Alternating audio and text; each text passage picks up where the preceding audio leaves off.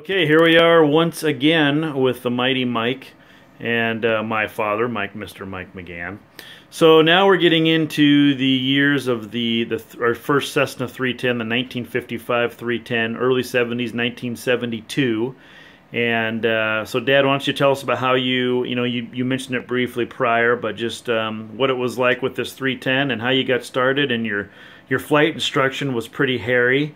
So tell us about that and some of your early on trips. This is basically, we're going to be talking about 1972 at this point. So why don't you go ahead? Okay, well, I told you earlier that I saw the 310 down in L.A. when I rode down on Andy and his 210. Offered the guy $11,500. He said okay, and he flew it up, dropped it off at our airport. My first flight in it was with Larry Nelson, who had a 310, the next door neighbor, and a similar one with a 1956 vintage. And so he took me up. We did a little bit of flying, and then I arranged for an instructor down in Albany to give me the flying lessons and get me certified in a multi-engine. So I'd get in the airplane by myself and fly down to Albany, Oregon, and then the instructor would take me up and we'd fly around and we'd do single engine stalls and all that. And it got pretty hairy, but one time we were up there doing single engine stalls at about 5,000 feet, and I pulled the wrong lever and ended up stalling the airplane and flipping over on my back upside down in the 310. Everything just kind of got quiet inside the cabin and started floating around. But the beautiful thing about the 310, it's very handles very well and is able to recover within about 1,000 feet and getting the engines back on. So it was a real thrill. I'll never forget that floating through the cabin thing. And we continued instruction through most of July, and then by August I was going to take my final test in the 310 to be certified multi-engine. So I flew down to Albany and I got in the instructor and then picked him up in Eugene. He took up and we went and did some stalls and stuff like that, no problem. And then he wanted me to land at this airport, which I'd never landed at before, in Coleman.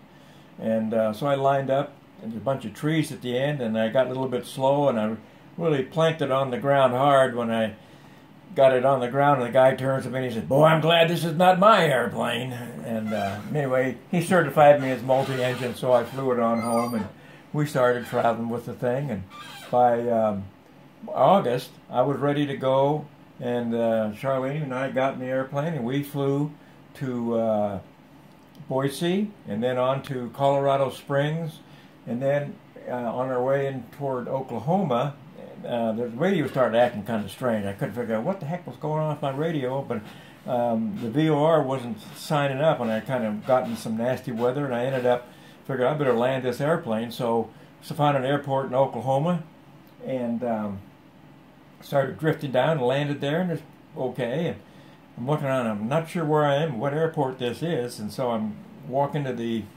FBO and looking around at the map to find out, okay, what airport is this? And I'm looking at the desk there, and Charlene walks in there and says, "Hey, Mike, you figure out where you are yet?" And it blew my whole cover. So anyway, from the next day we took off and flew on into Greenville, spent a couple of days flying around Greenville, had a generator go out, had to get that repaired, and it checked out okay. And then after spending a week in Greenville with Charlene's family, we scheduled to go out of there, and I took off and I ended up IFR. And you were, at this time, you were VFR pilot only. Yeah, VFR only, and but I felt pretty comfortable flying IFR, and it was kind of a haze kind of a thing. And we flew IFR for about an hour and a half or something solid, and broke out and ended up going to Prescott, Arizona. Now this was basically IFR with no ATC, correct? Yeah. I wasn't talking to anybody.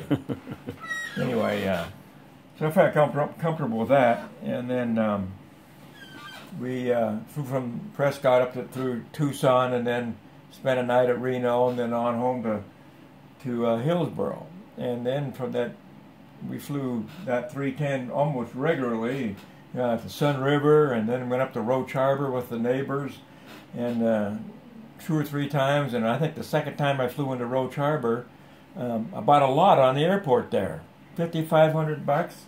It was on the airport at Roach Harbor, and I thought, boy, that'd be a good place to build a house. had that for about, I don't know, 20 years. Ended up selling for $55,000, so it was a good deal, but I never built on it. And Roach Harbor's got a really nice airport. It's 3,000 feet and all that. We love going there. And then we also took it up to Rosario's and all that until October. I decided, well, about time to get an instrument rating. So I'm thinking I got to upgrade the radios a little bit, and I started overhauling the panel, and I put a new panel in the 310. New radio VOR and with LSA in it and new ADF and so forth, and started taking instrument training, and that went on for quite a while. I would fly down to Salem and pick up the instructor, and we would do that, and so I was in instrument instruction probably for the next 4 months until 1973, and then that was a great year. The first year I had that 72 and the 310 1955 with the 185 horsepower engines on it. 240 horsepower engine on it. It carried 100 gallons of gas. I noticed one thing, and one of my notes was that one of the flights I did, I had to put in 87 gallons. I got down to 13 gallons.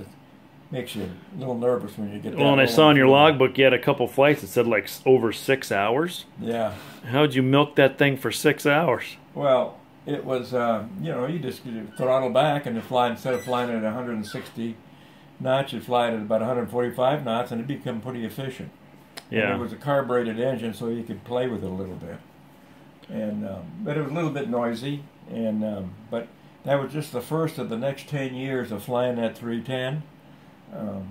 Lots of adventures in that thing coming up. Here we are getting on it. Yeah, and what was the big difference in leapfrogging, from the Bonanza to the 310 as far as just, the size of the airplane, the way it felt flying it, handling, what did it feel like? What was the difference between going to Greenville, Mississippi in this 310 and then the Bonanza? Well, Frank, 2 engines makes you feel a little more comfortable when you're over the nasty wilderness or up in the mountains. And the second thing is that this thing would haul a load. You could put 5 people in full fuel and tons of baggage, and you'd still be getting off the ground.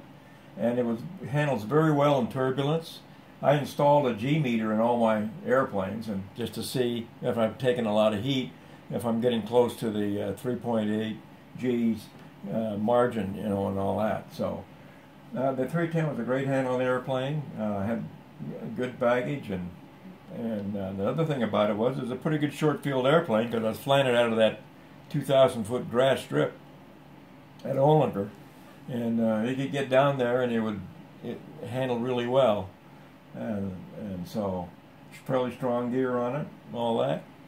And then the 55 was actually the second production year. They did make a handful in 1954, so this really is like the first full production year of the Cessna 310. So yeah, it's very similar to the one I think Sky King had in that ranch, similar to that one that he flew on the TV program. And it was really in good shape. And after I modified the instrument panel and put in a bunch of stuff, and I'll show that later, really was nice on the inside and handled really well. I actually installed an autopilot in it about 2 years later, and which I didn't use it that much. And then oxygen, installed an oxygen system in it a few years later, and so that became handy from time to time. So. All right, well, we will check back on the next chapter here, or episode of this chapter. Yeah. It gets pretty exciting in the future.